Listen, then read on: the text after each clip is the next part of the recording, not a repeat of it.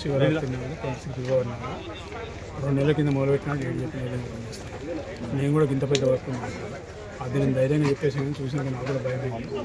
గడిచిన నెల్లూరు నుంచి బాగా సీరియస్గా చేస్తాను, అనుకున్న టార్గెట్ రీచ్ అవుతుంది. ఓపెనింగ్ ఎవరు చేస్తానని 9 తారీఖు 16 తారీఖు 9కి వస్తారు, 16కి వస్తారు. 5-6 డిప్యూటీ సీఎంతో పాటు 5 మంత్రులు వస్తారు. మిగతా కార్యక్రమం వాటితో పాటు ఇది ఓపెనింగ్ ఇక్కడికి తీసుకొచ్చింది. రిక్వెస్ట్ ఇవన్నీ చూస్తున్నా మంచివాళ్ళకి పైసలు ఇవ్వాల్సిన అవసరం ఉందని చెప్పి అలా కొంచెం దయచేసి పైసలు ఇస్తారు. ఒక్కొక్కరికి అట్లా మార్కెట్ కూడా చేయిస్తాను. ఈ మహాప్రస్థానం అనేది it it self and identity in the country. Green crematorium అనే కాన్సెప్ట్ దక్షిణ భారతదేశంలో, ఉత్తర భారతదేశంలో హర్యానాలో ఒక 2-3 ఉన్నాయి, పంజాబ్లో ఒక 2. గ్రీన్ క్రిమటోరియం వాళ్ళ దగ్గర కూడా కరెంట్ తీగలు, కరెంట్ వాడతాం. దానికి ఇంకొక అడుగు ముందుకు వేసినాము. ఇక్కడ మొత్తం సోలార్ పెడతాం. సోలార్ పవర్ ద్వారానే ఈ కార్యక్రమాన్ని చేస్తాం. సోలార్ పవర్ ద్వారా ఏదైతే గ్రీన్ క్రిమటోరియం అనే కాన్సెప్ట్ వచ్చిందో దానికి పూర్తి కంప్లీట్ చేసాం. 50 కిలోవాట్స్ పెడుతుంది. 50 కిలోవాట్స్కు డైలీ 200 యూనిట్లు ఇస్తుంది. నెలకు 6,000 యూనిట్లు ఇస్తుంది. కరెంటు బిల్లు కడితే మాకు 30 లక్షలు అవుతుంది. సో అది కూడా మేము ఏర్పాటు చేసుకున్నాం. సో దానికి ఒక 30 లక్షలు 30 లక్షలు అవుతుంది. ఎవరో దాతలు హైదరాబాద్ దొరుకుతారు, చేస్తాం. ఇక ఖర్చు వచ్చినప్పుడు 4 కోట్లని మొదలుపెట్టాం. ఖర్చు 2 ఎకరాలు అవుతుంది. తర్వాత సరిపోదని 4 ఎకరాలు తెచ్చాం. 4 కోట్లు అనుకున్నది శివుని విగ్రహానికి 42 లక్షలు, 22 లక్షలు గజిబో వస్తుంది. ఈ గ్రీన్ చెట్లు కానీ కర్దింగ్ కానీ ఆ వ్యవస్థ అంతా దానికి 1 కోటి వేలు. మిగతా రోడ్డు, ఇంటర్నల్ రోడ్స్, పెడస్ట్రియన్ మనుషులు నడిచే రోడ్లు, వెహికల్స్ అన్నీ ఒక డిఫరెంట్ కాన్సెప్ట్ వచ్చేస్తుంది. ఎక్కడ చూసినా గ్రీన్ అనేది కాదు. ఈ వాష్రూమ్స్ కూడా అన్నీ గార్నిషింగ్ అంటాం, మీరంటే కేశకాన్ని అంటాం. లేడీస్ మాట లేడీస్, గర్ల్స్ అమ్మాయి జెంట్స్ మాట జెంట్స్ది, వాళ్ళకు కూడా ఇబ్బంది లేకుండా దానికి కంపెనీ చేస్తాం. ఇది కాకుండా రెస్ట్ రూమ్స్ ఎవరైనా ఇబ్బంది పడి కిరాయిలలో ఉండని ఇక్కడ చేసుకుంటారు. 12 రోజులు వాళ్ళకి అర్థం చేసుకునే అవకాశం. గెస్ట్ రూమ్స్ ఉన్నాయి, సిట్టింగ్ లాంజెస్ ఉన్నాయి, శివుడు ఉన్నాడు, బూడిద పెట్టుకునే బూడిద పూజ చేసే అవకాశం ఉంది, వాళ్ళ సామాన్లు పెట్టుకునే స్టోరేజ్ ఉంది, పార్కింగ్ ప్లేస్ ఉంది. ఇవన్నీ అంటే ఇక్కడ వస్తే ఆల్ ఇన్ వన్. అంటే ఇక్కడికి వచ్చిన తర్వాత దేని గురించి అలా ఆలోచించాల్సి లేకుండా చేస్తాం. ఈ సోలార్తో కలిపి పెడుతున్నాం కాబట్టి నెంబర్ 1 ఇన్ ద కంట్రీ.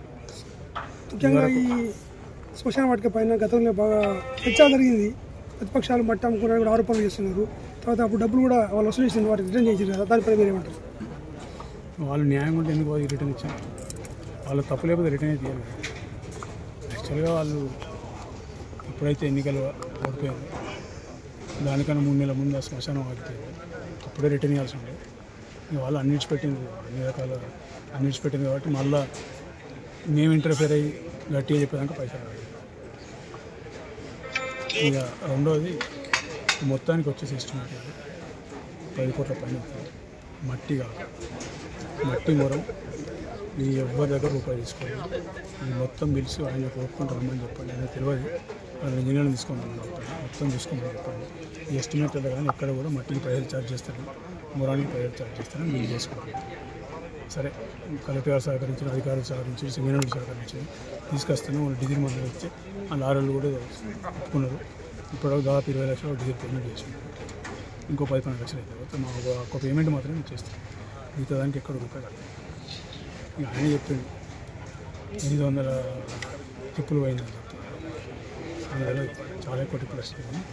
800 టిప్పుల ₹1 కోటి మరి మిగతా చెప్తే ఇంకెన్ని కోట్లు అంటున్నారు. ఇప్పటికి 36,000 కిలోమీటర్లు పడుతుంది. ఫైనల్గా వరకు 45,000 కిలోమీటర్లు ఎక్కడ చేసుకుంటాం. ఇప్పుడు దానికి ఒక దినం పడుతుంది. ఆయన చెప్పిన లెక్క ప్రకారం 12,500 కోట్లు పడుతుంది. మరి 12,500కు ఇక్కడికి 12,500 తీసుకుంటే నాస్పూర్ నుంచి ఎంత తీసుకోవాలి, ఎల్లంపల్లి నుంచి ఎంత తీసుకోవాలి? ఆయన మాట్లాడే పెద్ద మనిషి ఎల్లంపల్లి మట్టకుండా పొక్కలు కూడా తీసుకుంటున్నాం. పొలం పని తీస్తే ఎల్లంపల్లి మొరం అమ్ముకున్న తీస్తారు. పక్కకున్న మొరంగడ్డ ఎంత అమ్ముకున్నారు, బిస్కెట్లు తీసుకున్నారు. ₹100 డైలీ 1,50,000 కలెక్షన్ చేసిన సందర్భాలు. ఎన్నెన్ని చేసింది ఏమి చేసి ప్రతి తెలుసు. వాళ్ళ లెక్క ప్రతిదాన్ని విమర్శించడం ఇష్టం. అది నా పని కాదు, నాకు అవసరం లేదు. నాకు సంబంధించిన ప్రజల సమస్య వచ్చినా ఖచ్చితంగా స్పందిస్తాను. అపోజిషన్ ఉన్నప్పుడు ఇప్పుడు కూడా నా పని ఒకటే, ఎన్నికలమని చెప్పి పని చేసుకుంటాను. పని చేసుకుని పోతున్నాను. నాకు ఎవరు సజెషన్ ఇచ్చో ఎవరు డిమాండ్ చేస్తాను నేను చేయను. నా పని నాకు తెలుసు. నా తలక నేను మాట్లాడిన ప్రతి మాట 10 సంవత్సరాలు నా తలకాయలు వెనకాల తిరుగుతాను. అన్నీ అయిపోయినాయి. ఒక్కటే మిగిలింది నా స్కూల్ వాసులకు పట్టసరిగా ఒకటి మిగిలిన ఇంకో 3 నెలలు. రిటైర్ కార్మికులు కూడా చెప్తాను. వాళ్ళ కోసం ఎన్ని యుద్ధాలు చేసింది తెలుసు. ఫైనల్గా రేషన్ కార్డు ఇలా రిటైర్డ్ కార్మికులకు తెల్ల రేషన్ కార్డు ఇచ్చి వెసులుబాటు తీసుకొచ్చారు. వీళ్ళందరూ